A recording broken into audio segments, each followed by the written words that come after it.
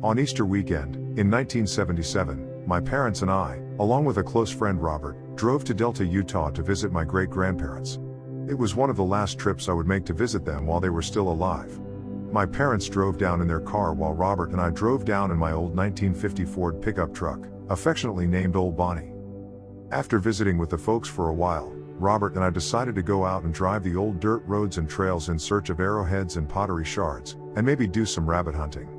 Robert, like myself, is a deep thinker, curious of life's oddities, and he was keenly aware of such things that usually went right over the heads of other kids of our age.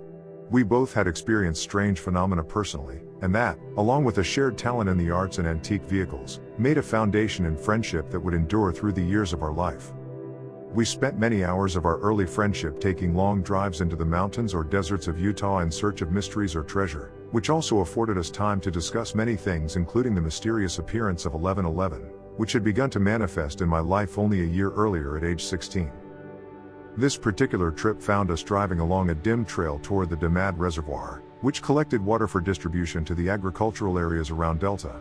It was a cool, drizzling Sunday, with occasional cloudbursts that were common to that region. The DMAD Reservoir is long and narrow, only about 300 yards across in some places. We drove up a rough trail until we came up on a hill just above the water line, with the truck pointing eastward over the reservoir. There we sat in the quiet of the desert landscape.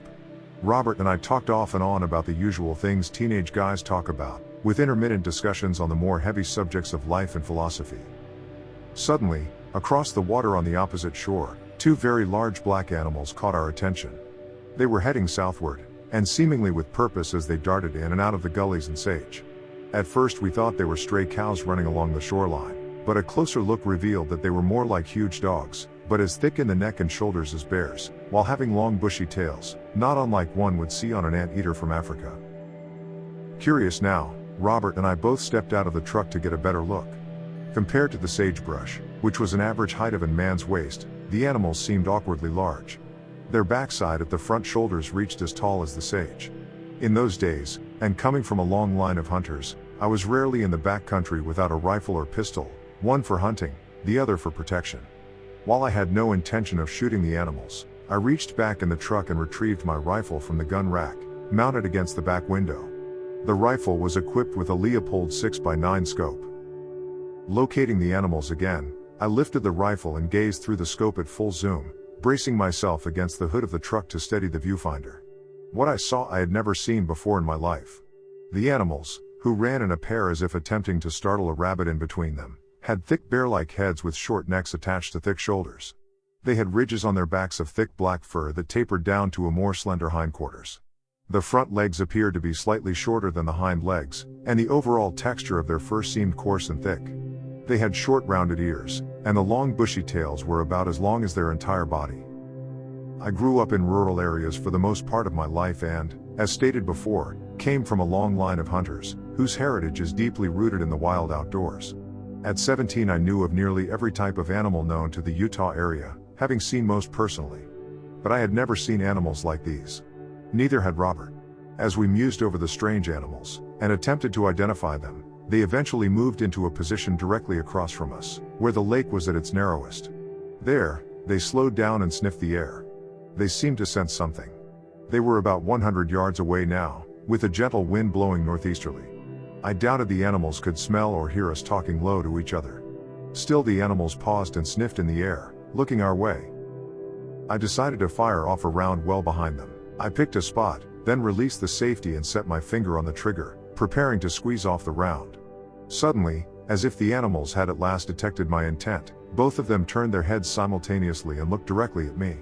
The animal nearest to me then raised up on its hind legs about a foot or so, looking not unlike a kangaroo would look, and seemed to stare directly down the rifle scope, beyond my eyes and into my soul. For a brief moment, I can swear to this day I saw its eyes change to red, then fade back to black again. There suddenly came an overwhelming feeling of fear such as I had not felt before. The animals were 100 yards across the water, and in no way could have swam across to attack us before we could leave the area, and yet, I felt in that single moment, that they were as good as standing right in front of me. I released my finger from the trigger and reset the safety, and in doing so had made up my mind not to shoot at anything in their direction. The moment I had done this, the closer animal lowered his front paws back to the ground. Moments later, both animals cautiously continued their journey southward. I remember whispering to Robert very calmly, "Let's get away from here." So we got back in the truck. Within moments, Robert and I were speeding down the rough dirt trail towards the highway, and then to the safety of the small town of Delta. Upon arriving, I told my dad of the experience and what we saw, and how the animals had looked and acted. Dad told me they were probably some rancher's dogs, but I had never seen any dog like those before. And never again. Through the years, I've tried to find information that would help me identify those two strange animals that, for lack of a better description, I had labeled as dogs. I found and read many tales of strange black dogs and mysterious events surrounding them, but they were mostly sighted in the UK and Europe, not the Americas.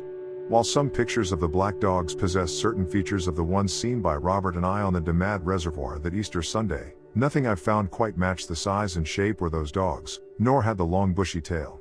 I was 17 then. I'm 63 now, and I'm still looking for an answer to what those animals actually were. I and my father have since spent many good trips into the same region, and into the desert country around Delta searching for artifacts and Spanish gold. And although we experienced other strange events, I would never see another animal like those again. If you've seen such strange animals in that region or elsewhere, let me know in the comments below.